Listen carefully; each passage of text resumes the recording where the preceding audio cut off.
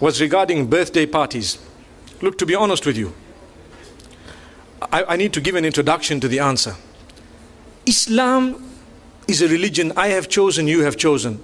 Have you chosen it? We've chosen it. Is it from you or from Allah? Are you happy that it's from Allah?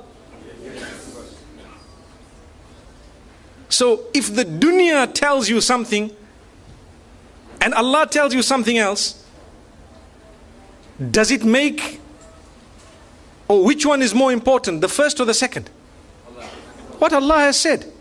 So even if the whole world is doing something and we are taught that this is not supposed to be done in the deen, we should not be feeling it hard in our hearts to say, Allah, if I die today, I know that I chose to be a Muslim and I chose to worship you and I know it's your rules. You know, it's so difficult today to talk because you're talking to a secular world, and sometimes they will pick on a small point of yours and they will make it a big issue for nothing, but not realizing that we do believe you are free to choose whether you're a Muslim or not. But the fact that you chose you're a Muslim, you are not free to change Islam. That's what we're saying. You cannot come and say, no, you know what, Islam needs to be modified. Well, then tell yourself you're a modified Muslim. Someone says, are you a Muslim? Say, no, I'm a modified Muslim, you know. So people know.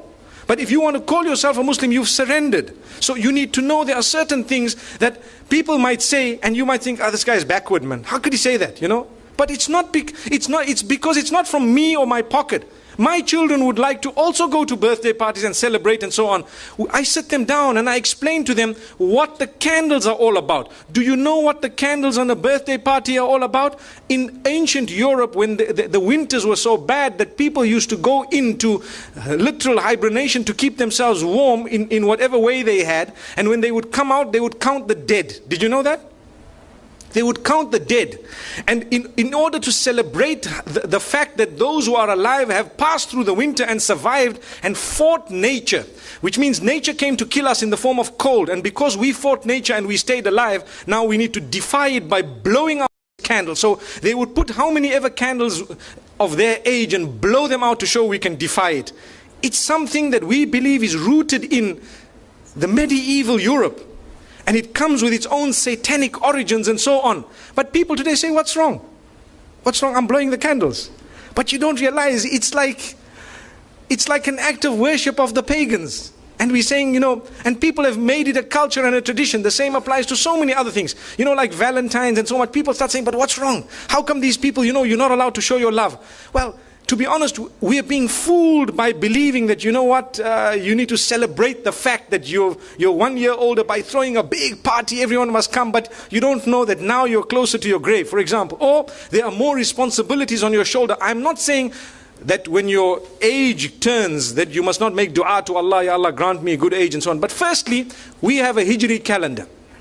Secondly, these teachings are foreign to Islam. They are actually incorrect, invalid.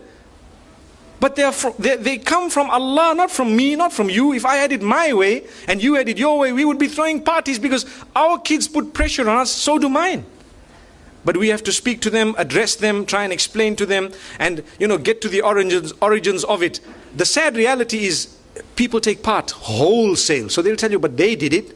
But these people did it. That's the peer pressure. Sadly, we're living in an age, al-qabidu ala dinihi kal-qabidi ala jamr. A person who wants to hold fast to the deen is someone similar to he who is holding fast to, you know, a red hot coal, for example. So you find even families which are supposedly religious, you know, they have these big birthday parties and so on, whereas it is Islamically incorrect. Wallahu a'lam. Allah knows best. Like I said, I've given you a little introduction before I gave the answer. There are more important things we could do, you know, than that. And we could have, you know, we could throw a party on a different occasion altogether in order to celebrate other things than to do it the pagan way. You know, I would prefer a graduation party than to have a birthday party any day. May Allah subhanahu wa ta'ala bless our children. May He bless us all. It was wonderful being here.